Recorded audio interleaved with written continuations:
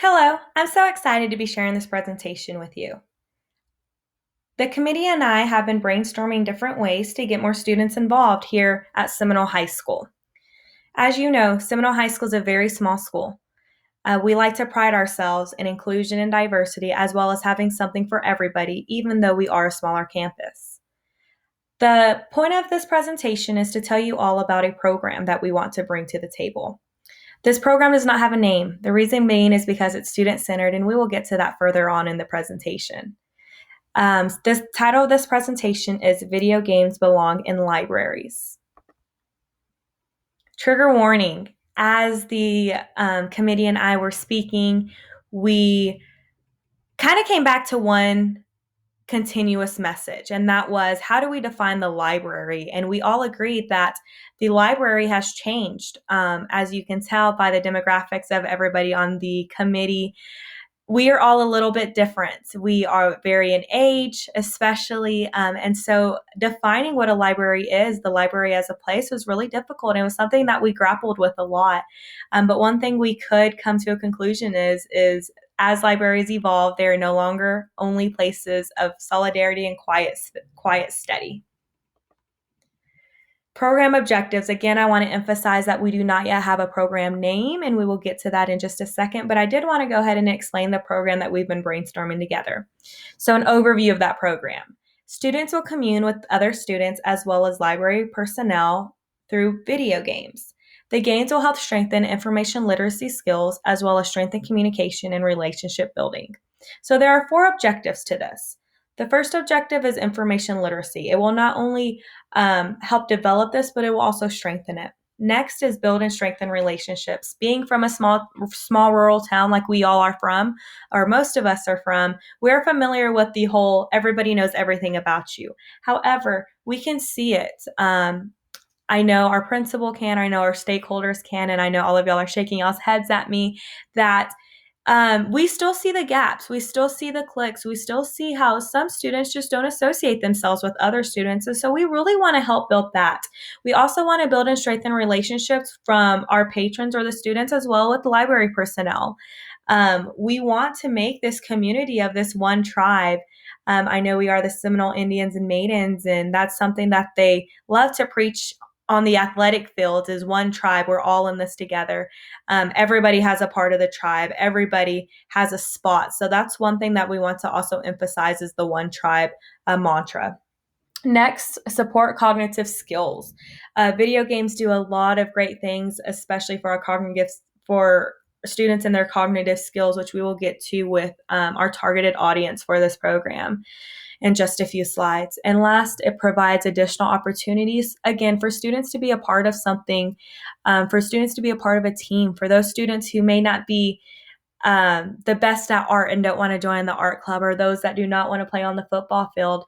We want to have a spot for everybody. We want to show that their school cares about each student. We value their diversity. We value their interest.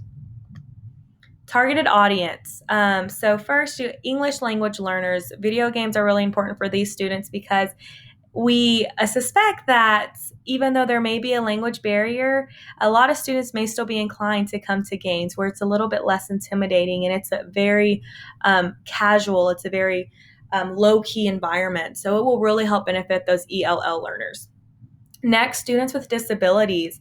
Again, sometimes it may be difficult for these students to express how they're feeling or what they're thinking, and it'll really help them be a part of the bigger group. So we really think and we really suspect, I know a lot of our parents, they are parents of students with disabilities, and they said that these students love to play games at home. So by incorporating video games into the school, especially into the library, we would hope to see a large increase of students with disabilities participating. Next, students from diverse backgrounds. This could be many different students, but it will really help bridge the gap of what we have all noticed in the halls of Seminole High School of these cliques. It will help to blend those together. And last, students who want to be a part of the team. This is something that everybody on the committee was very passionate about. We all wanted to see that inclusion, especially being a small town, like I mentioned before. There tends to be everybody has their place. but what about the students that don't? So that's something that the committee and I really want to focus on, is really trying to help these students whom have not found their niche yet. They have not found where they fit in. We want to help support our students.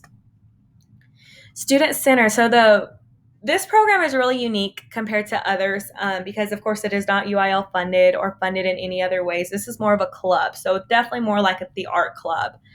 Level 1, students decide on the club name. We want to leave this open to the students because, again, this is their club. We are only facilitating it. Level 2, students organize fundraisers and other means to raise funds. In this presentation, we will get to it, but we are asking for some funds to get the initial startup. But then after that, students will be responsible for organizing fundraisers and other means to help raise funds to help keep this going. I know many of you are parents in here, and I am not yet. I do plan to be one someday, but I know with my nieces and nephews, they get something and they play it and they play it and they play it and they love it, but they always want the newest and the greatest, and they always want that. So we understand that, and we know that may be an issue. So we plan to definitely help put this on the students. It also shows leadership. It shows their determination. It shows their grit to get those funds raised as well. Level 3, with support from the librarian as well as the library personnel, students play and learn.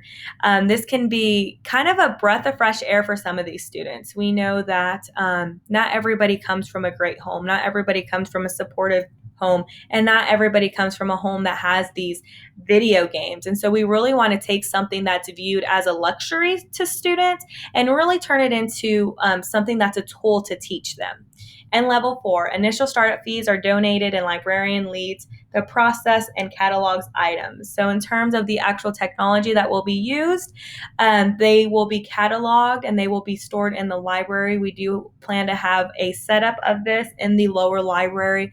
I know we had talked with Mr. Chappell already, and he was 100% for it. He said, go for it. He gave us the huge green light. And so this is something we're really excited to bring up to everybody else in this meeting. Video games in the library statistics. Contrary to the traditional belief that video gamers are mostly male, studies find that 41% of gamers are female. Collaboration among genders promotes diversity. Research shows more genders than solely males enjoy video games. This is a rather high percentage. Next, increased collaboration. Video games can similarly help to break down walls and may exist between patrons and staff members, ultimately leading to more productive interactions. By playing video games together, feelings of camaraderie increases, which creates familiarity among patrons and library staff members. We all know what relationships are like. I know everybody in the admin office, especially whenever I was going through in-services, and I bet you all remember that as whenever you all were younger teachers. That is one thing that lots of people really emphasize, is that you have to win the heart before you can win the head. And so by this increased collaboration, the committee and I really feel like this will benefit the students, not only in the short term, but as well as the long term. Next, benefits of the program. Focuses on information literacy, problem solving, teamwork, and more. Next, video games promote information literacy, which is something, of course, I am very, very passionate about. Playing video games helps the mind process and makes connections. Playing video games can be viewed as a reward for some students. Video game clubs promotes inclusion and diversity, and video game clubs promotes collaboration. Operation. So this is something that's still a little bit in the works, but essentially in the library, all materials will be housed in the library. This will help to make sure nothing walks away, nothing gets lost or damaged. Next, scheduling. Scheduling will be essential to the success of the club. The scheduling is so important because it goes to the third point, which is support classwork. We want to emphasize that this will not take away from the classwork, from the academics. It will help strengthen it and it will help enhance it because, again, we are still using the brain and we're still teaching these processes, but we're doing it in a format that they like. We're doing it in something that they're a little bit more familiar with. We're doing it in a way, and especially with our targeted audience, we're doing it in a way that can help these students really express themselves and really communicate in ways that they may not be able to. And last, collaboration. This is perhaps the most important. I know from this meeting we can all tell that it will not only be the librarian, but the library personnel, teachers, principals, students, and also parents. Parents, I want to thank you for being a part of this. Parents, you will always be informed. And of course, in this, we know there comes lots of questions about what games are we going to pick, which systems will we pick, who will be in charge of it. And again, we want to keep this as student-centered as possible, but there will be checks and balances. We do plan to have a good set of policies, much like the library already has. We plan to have a set of policies to ensure smooth operations. Research. A fundamentally important service of academic libraries at all levels is education is in education is information literacy.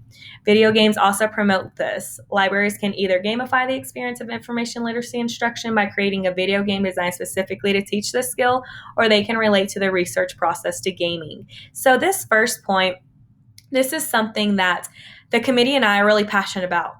However, we are not at that point yet. Of course, we do plan to do some other things such as coding and things along those lines, but we wanted to start a little small and really kind of go up from there and see what we can do. With all of our teaching experience as well, we are really passionate on new and innovative ways that we can teach. First, the act of playing a video game, according to Bakken and Elson, mirrors the research process since it requires effort and information gathering in order to achieve a specific goal. Video games therefore foster information literacy skills in a unique format. Librarians can promote the importance of information literacy to students while they are participating in video game programs. Second, this is supported by research study performed by research in which they prove the library staff successfully used opportunities presented by students playing video games to teach into information literacy instruction. So again, it all comes down to building relationships. Video games in the library is one way that we can help to build these relationships. Nonetheless, it's also a way that we can help those brains get pumping and those brains analyzing things. And third, librarians can also naturally transition into a casual discussion of the various sources and services offered by the academic library during interactions with students about gaming. One thing we have noticed about is that a lot of students don't understand all of the resources that the library has and just the hub that the library could serve throughout their academic endeavors, from something as easy as what we view as easy of filling out a resume to finding a job. The students are pretty unaware, and we have done things in the past such as in-services as well as library tours and library introductions and of course collaboration with teachers, but we don't think this is enough. So we think by getting the video games in the library, it will help bring these students to the classroom, and then at that point we can really work with them. Total funds needed to begin. So right now we're looking at 1677.80. Again, this is just a rough estimate. I have been using my personal accounts to look at costs, but of course, with the schools vendors and things like that, I think this could be analyzed further. But this is just a rough estimate to get you started. Here is a breakdown of it. That is me dancing over there, my little Bitmoji.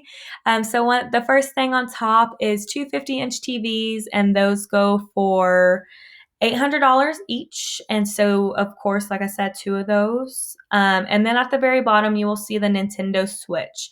The Nintendo Switch is what the committee and I thought would be the best for the library in terms of the goals that we want to achieve. So it would be two of those as well as two TVs. We also want to start with just 3 games, something simple. We have Mario Kart 8 Deluxe, The Legend of Zelda, as well as Just Dance. So these are all a little bit different games that we really think these will really draw students in and get them interested. So here is the TVs at $400 each, and again, 2 of those. The Nintendo Switch, $300 each, 2 of those. Just Dance, and this is on sale for $30. The Legend of Zelda, which is brand new. It's actually pre-order right now, and that goes for $60. Mario Kart 8 Deluxe for the Nintendo Switch, and that goes for $60 as well. Measuring the impact. This is something that the committee and I went back and forth on because we thought, how do you measure that? So we want to emphasize that when gauging our impact, focusing on established causality is flawed at best. So looking at the causal relationship is flawed at best. Instead, we should not hold a single program responsible for school-wide successes just because there are so many different factors. We should, however, view it as contributory rather than causal. So in terms of actual numbers, how are we going to measure this? We're having a difficult time with that, and that's something we really want to get from you all. A couple things that we thought of is we could compare discipline referrals. We can look at discipline referrals from early in the year, from whenever students were not involved, to later on in the year. Or many of you that I've taught before, you kind of know the trends that happen throughout the school. So definitely analyzing those discipline referrals will help. At the end of the day, we still have a responsibility to have students in school. So if we are having them in school, we want to teach them, we want to nurture them, and we want to make sure they're having a good time. Third, analyze how students' research skills change by comparing video game club members to other students of their same grade. So this will show a side-by-side comparison analysis of how these research skills have sharpened. And again, it is a little bit difficult to analyze this, but we would definitely leave this up a little bit more to the teachers as well as our library personnel whenever we are helping with research. And last, document evolving friendships. This is definitely more of an informal way to measure. But again, our goal is to support these students and to have things that they are interested in, as well as teaching them those very important information literacy skills as well as cognitive skills as well. And these are my references. I want to thank you all so much for listening today. If you have any questions, please let myself or any of the faculty committee members know. We really hope we answered all of your questions. If you have any, please do not hesitate to reach out. We cannot wait to see how this will affect our students in such a positive way. Thank you.